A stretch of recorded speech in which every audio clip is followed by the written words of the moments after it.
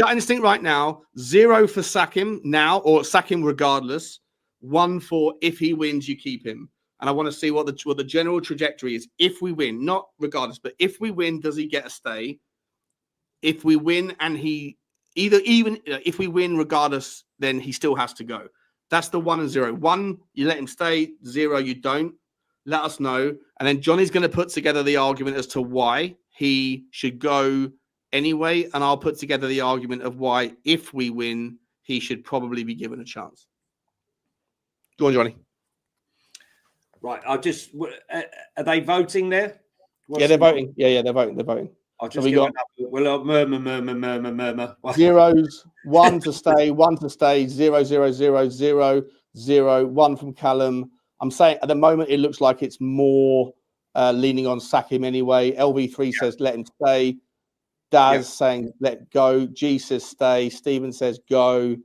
2 Mark shows go. Go says Daniel. Go says Sava. Shout out to you, Sava. Give me a call, bro. We need to talk. Niall 0. Yeah. Most people are saying 0s. There are still a few there. So look, let's just put it in, right? So there's just a few things, right? So defeated Chelsea on Thursday would see Ange become the first Tottenham boss to ever lose the first 4 league games against Chelsea. No side has earned fewer points in the Premier League London derbies this season than Tottenham, who have lost 5 of such games this campaign, winning 3 and drawing 1. We're only above West Ham. And should West Ham win and we lose to Chelsea, we'll be bottom of the London clubs. From November the 6th to Chelsea, we have suffered more league defeats, 27 than wins, 22. In total, since November the 5th, 2023, before the Chelsea game to now, we have lost 35 matches. Only 4 ever-present Premier League clubs have taken fewer points than us from then. And we will drop 2 more places should we lose to Chelsea and Everton and West Ham win this week. No shots on target in the opening 45 minutes at Fulham meant it was the 9th time we have failed to register a single shot on target in the first half of the game in the Premier League under Postecoglou. This is more than our last 2 permanent managers combined, Antonio Conte 6 and Nuno 2. Our away form has been horrendous. Only relegation-threatened sides Leicester 10 and Southampton 12 have lost more Premier League games away from home this season than us, 8. We have lost a staggering 15 of our 29 games, taking us to over 50% mark. We have lost 19 games in total so far, with 11 games to go, giving him a 43 win percentage this season. We have a points per game average for the season so far of just 1.17. Now, take the stats away. I look for a manager who's come in a shit show. I will 100% give him that of where we were. Deadwood, all the rest of it, new signings. So I would like to look for something called progression over this period of 19 months. What I see is regression. I see an unwillingness to voluntarily play the youth players. I see a situation where he's been forced to play them, and he's getting credit for the likes of Jed Spence and some of these others. Now, for me, there are so many signs. His inability to change it up in games. And Ange Ball was a thing. Ange Ball is no longer a thing. When did you last see Ange Ball? Because what has happened is, like a tortoise that's been alarmed, he's gone back inside his shell. And this bravado guy who came in happy-go-lucky at the beginning of his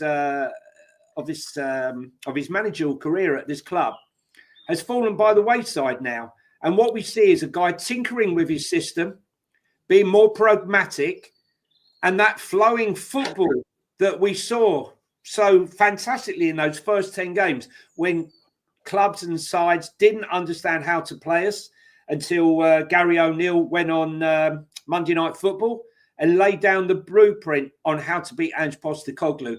He doesn't have an answer. He's playing in a league now where he's playing with elite managers who know how to change it up, who know how to counteract your changes in your system. He doesn't have the answer to it. we've heard the injuries, and it's granted the injuries have been an issue, but a lot of the injuries have been of his making, with his system demanding huge recovery runs from the likes of our centre backs and our wing backs, and it's precipitated that the whole injury crisis that has befalled us. The fact that he fell out with Scott, who's been with the company with us for 20 years, through the likes of Mourinho, Conte, Nuno, Poch, all vocal managers. Yes, we've had our depth, but this guy is out of his depth. And Scott has said, this is not sustainable, but it's who we are, mate. It works, it worked in Celtic, it worked in Japan, it worked in Australia. It ain't going to work here. You've fallen out with him. And the repercussions of that have been what we've seen this season with our injury crisis. Scott was right, Ange was wrong. And unfortunately, what we see now is the result of all of these things, all the stars and the lining up and giving us this shit show that we're in right now. I think if we win this Europa League, now, after saying all that, you probably think the guy's nuts. He's now going to say, they can win the Europa League. And I'll tell you why. Because I believe these players, whilst totally unmotivated for the Premier League right now, the chance of glory in a trophy like this with a big viewing audience, the chance to show their wares, I think they will naturally lift their game for these games again, try and track Frankfurt. And if we win it, it will be despite Ange Postecoglou, not because of him. Okay. Look, very, very strong argument. I don't disagree with any of the things that you said, right? I'm also Ange. If we lose, if we're out against Frankfurt or against whoever we meet in the semi-finals, or even if we get to the final and we don't win, then I think it's time to sort of sunset the guy, right? I do. So I don't disagree with anything you say at all. I would just make the argument that for a number of reasons, I think that sacking a guy who leads you to the most success that any manager has done, and with a bunch of players who are incredibly young, that will, in so doing, in lifting the cup, become more successful as a Spurs player than all of the champion players that we've had over the last 40 years, give or take. They will be more successful than Harry Kane. They will be more, as a Tottenham player, more successful than Gareth Bale, more successful than Sol Campbell, than Ledley King, than Luka Modric, than Rafael van der Vaart. And they will be, right? In a Tottenham shirt, a Tottenham shirt, right? Which is what we care about. They will be more successful in their 18th year on this planet, 19th year on this planet, 20th year on this planet, 21st. There's very few people that are 31, 32, right? Most of them are kids. And a manager that is more successful than all of the managers that have gone before, more successful than Antonio Conte, who we paid £15 million a year for, who's won everything everywhere he goes, apart from Tottenham. One of the things that we are ridiculed for, both within our own Tottenham fan base and externally. All right, everyone, it's a graveyard shift. Everyone go, people that are serial winners come to Tottenham and they don't win. Jose Mourinho wins everywhere, didn't win at Tottenham. Antonio Conte wins everywhere, didn't win at Tottenham. Harry Redknapp was the birthplace of our revolution. He was the cornerstone of our genesis into Martin Jol, right? Martin Jol, all of them, wherever, right? All of them. None of them lifted the Europa League. Now, you can make an argument around whether it's more difficult to lift the Europa League Cup or otherwise than the Carabao Cup, depending on who you get. You see, easier this year, Sean. Hang on. You got to let me land on this one, right? And I've only got a few minutes. If you sack a guy that is more successful than any of the others, then first of all, what message does that send to the footballing universe? It says that Tottenham Hotspur fans are never happy. It says those of the fan base who weren't happy when we finished fourth every year and said top four's not a trophy, bro, then you're not happy when we lift the trophy anyway. And we know from recent history and looking around the Tottenham community, we know that there are fans that are so dedicated to their Levy out cause that they were championing the idea of relegation because it would strengthen their narrative. They were championing the idea of losing to Liverpool or beating Liverpool and lifting the cup would be negative for our cause. So like everywhere in life, there are people where misery loves company, and it doesn't matter what you do, they want to find a reason to be miserable. But absent those people, can you imagine, first of all, the message it sends around meritocracy versus a popularity contest? It says it doesn't matter what you do. If you finish fourth, but you lose in the cups, like the previous 10 managers might have done, that's not good enough. If you lift the cup and you don't finish fourth because top four doesn't matter, top four isn't a trophy, that's not good enough. If you go along with that narrative, I don't know what will make you happy unless you lift the Premier League. And that, as I've said 1,000 times, requires you to outperform. Put your microphone down, Johnny. I've still got 3 or 4 minutes left here, bro. That still requires you to overcome the complexity of beating nation states, which is something which people forget because they like to look insularly and internally just at Tottenham Hotspur. And if you do look insularly and internally at Tottenham Hotspur, what you will see next season, if Ange Postecoglou is still here, is, as far as we can judge, none of us know the truth, but we have heard a never-ending stream of players come out and say, I support the guy, I support the manager, we're all behind him. A footballing philosophy that most of us got on board within the first 10 games when it worked and suddenly forgot and ignored and hated and resented when it didn't. But if you lift the Europa League, not only do you get into the Champions League and you're playing the best teams in the world again, maybe because, maybe undeserved or otherwise, you are there. You've lifted the Europa League, the most successful manager with the most successful players. And you know what else that brings, mate? That brings confidence. And what I would say is that a team that is losing confidence, regardless of whether their rhetoric when they are rolled out in front of the press and say, I'm right behind, I don't believe that all of that is sincere. I think a lot of them do actually have some question marks around the system because the results haven't materialized. But if you lift the Europa League as a player that is 19, 18, 20, 21, 22, what does that do? It materially changes your DNA. It permanently changes. It makes an indelible mark in your confidence to say, I was 19 years old, Lucas Berghvall. I came from Sweden and I immediately got my chance because Tottenham honored their promise to me, and I played, and I was the number one name on the team sheet for the final, and I did what I did, and by the way, I lifted the Europa fucking League. How many players can say that? Next season, you go into next summer with a team that is full of young players that are champions. You go into a manager that didn't just brag that he wins everything in his second year. He was right because he did do it at Tottenham when nobody else did. You also have the extra £100 million in transfer spend. You still only need 4 or 5 players in your squad, but now you have 200 million to drop on it, not just 100. Suddenly, Christian Romero might not want to go. Suddenly, you can just flitter in a little bit more. And you know what? Suddenly, the buy-in is there. Now, do I believe that Ange Postecoglou is the guy to do things next season? Probably not. But does he earn the right to have a crack?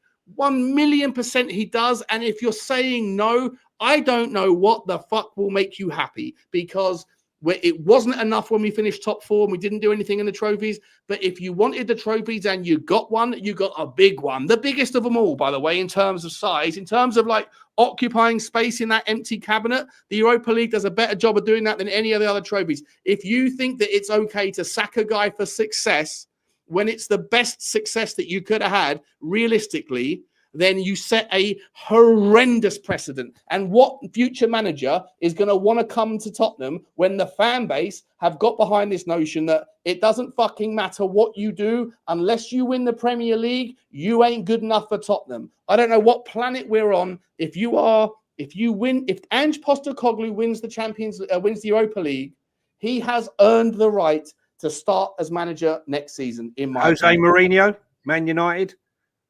He didn't. What did he do? Well, he won the Europa League and he won the cup. He started next season, right? Well, got sacked pretty quick. Well, that's fine. That's fine. Mateo, that's fine. Right? That's fine. Won the Champions League. I'm not saying that he gets it forevermore. I'm saying that he earns the right to start the next season. Would you, with his talent ID that we've seen so far, would you be willing to give him 150 million to go and spend on some more of his so-called signings, the Brennan Johnsons of this world? I personally wouldn't. And I think he's going to cop block half of our youth. So, no, for me, it wouldn't be. Listen, look, we both know, Sean, right? And you can't mask. If you want to stick a sticking plaster over a gaping wound, that is fine. But in reality, it's only a short moment in time before the plaster comes off and the gaping wound opens up again, and we're left with a far bigger wound that's going to take far longer to heal. What are we doing here? What can a manager possibly do that will satisfy a Spurs fan? In the bigger picture, look, Sean, in isolation, it's a marvel, right? In isolation, you have to reward that. Otherwise, what are we doing, mate? What are we doing in life? If the argument is top four is not a trophy and you're not going to win the Premier League, then what are we trying to do? What are we trying to do? We all want to win a trophy, but you'll be burying your head in the sand if you honestly think, I haven't even gone to every single away game this season, right? Okay, but I've been to enough to feel totally demoralised now, right? I'm going to Chelsea on Thursday. I'm probably going to Wolves. I'm probably going to Eintracht Frankfurt. Well, I'm not probably. I'm going to Eintracht Frankfurt away. Okay. And how many times am I going to be demoralised again, right? Maybe myself and all the guys that go to... You're going to Frankfurt though, right? Yeah.